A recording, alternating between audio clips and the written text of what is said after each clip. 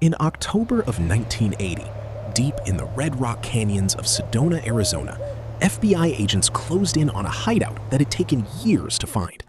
Inside were two men connected to one of the most audacious criminal operations in North American history.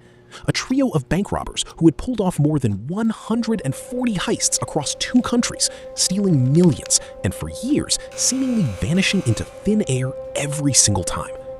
This is the story of the Stopwatch Gang, and how three men very nearly got away with one of the longest bank robbery sprees ever recorded. The gang's origin traces back to Ottawa, Canada in the early 1970s. Paddy Mitchell, a charismatic and methodical planner, began organizing robberies with two accomplices, Lionel Wright and Stephen Reid. What set them apart from typical bank robbers wasn't brute force or violence, it was precision. The gang earned its name from a simple but effective rule: get in, get the money, and get out in under 2 minutes, timed quite literally with a stopwatch. Every second beyond that window dramatically increased the odds of police response catching up to them, so the gang trained relentlessly to move faster than the system built to stop them. Their method combined careful surveillance, tightly rehearsed roles, and a refusal to take unnecessary risks. They studied bank layouts, staff routines, and alarm response times before ever stepping through the door. When they did strike, everything moved with almost mechanical efficiency. One team controlling the room, another accessing the cash, all choreographed down to the second. Between 1974 and 1980, this approach allowed them to rob more than 140 banks across the United States and Canada, amassing an estimated 15 million Canadian dollars, an extraordinary sum for the era. Despite the scale of their operation, they became known for something almost as remarkable as the money itself. They largely avoided violence, and for years, they avoided capture entirely. Law enforcement across two countries struggled to build a consistent profile of the gang. Because they moved between jurisdictions, no single police department had a complete picture of the pattern forming across state and provincial lines. This was long before the kind of instant, interconnected data sharing law enforcement relies on today. A robbery in one city might not be connected to a nearly identical robbery hundreds of miles away for weeks, sometimes longer. The gang used their proceeds to fund an unusually lavish lifestyle for men who were technically fugitives. They traveled internationally, stayed in upscale accommodations, and blended into everyday life with a confidence that seemed almost impossible given what they were doing. Their biggest single score came in September of 1980, when a Bank of America branch in San Diego yielded $283,000, a record for the city at the time, and a sign that the gang's ambitions, and their luck, were both still climbing. But that same success created a problem for men trying to stay hidden.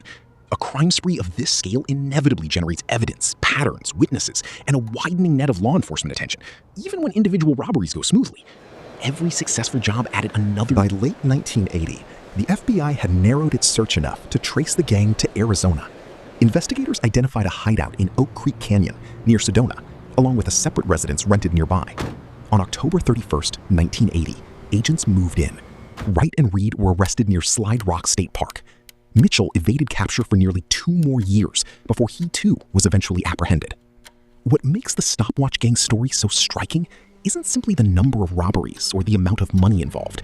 It's the sheer length of time they operated, 6 years, across dozens of jurisdictions, using discipline and planning rather than brute force to repeatedly outmaneuver law enforcement. Their story also illustrates something broader about how sophisticated crime often succeeds, not through chaos, but through precision, patience, and an almost obsessive commitment to minimizing risk. The very qualities that made them effective criminals were, in a strange way, closer to the discipline of professional operators than the impulsive stereotype often associated with bank robbery. After his eventual capture, Paddy Mitchell would go on to write about his life from prison, offering a rare first-hand account of how the operation actually worked, the planning, the paranoia, the calculations behind every job.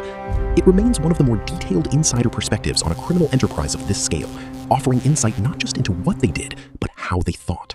The Stopwatch Gang story has since been revisited in documentaries and books, in part because it complicates the usual narrative around bank robbery.